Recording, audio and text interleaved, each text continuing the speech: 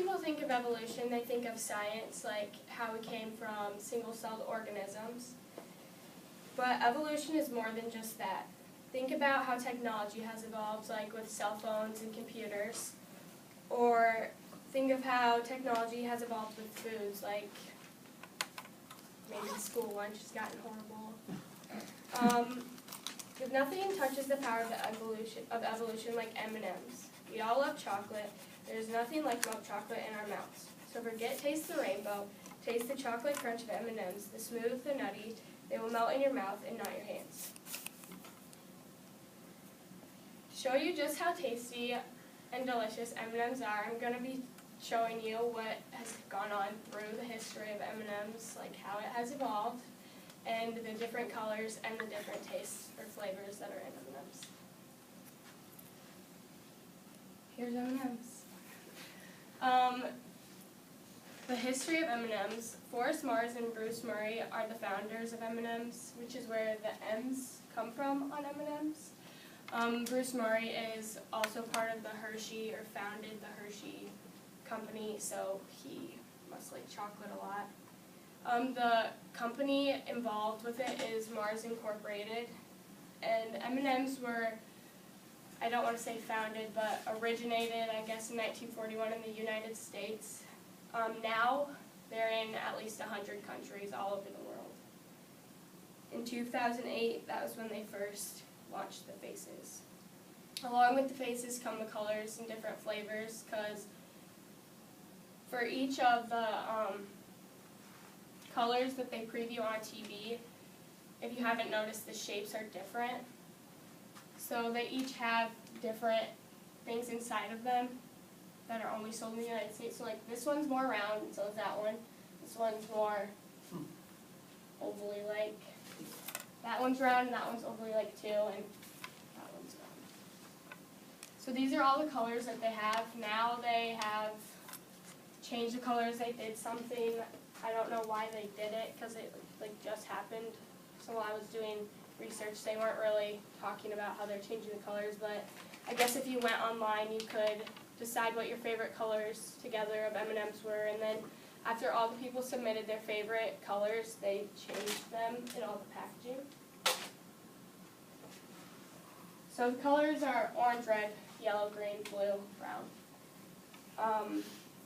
The faces were launched in 2008 and on TV. Here it shows all the colors that are on TV.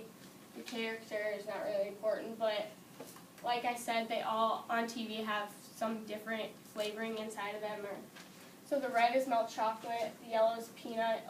That's why I'm guessing the yellow one has peanut, because the yellow is peanut. The blue is almonds. The green's dark chocolate. The orange is crisp rice or pretzels, and the brown is milk chocolate too. They've decided not to really use the brown anymore as much as they did on TV. I don't know why they didn't really explain, but I'm guessing it's because the brown color isn't most people's favorite color. The flavors are the milk, the dark chocolate, the crisp rice, the pretzels, the peanuts, the peanut butter, the almond, and then there's some that I don't think we really have here or that are sold often. There's orange chocolate, coconut, cherry, cinnamon, raspberry, and so I haven't really heard of any of those being sold here. But now I'm going to touch more on like what they've done and evolutionized throughout. The M&M industry has changed throughout the years. 1941, like I said, is when it first originated in the U.S.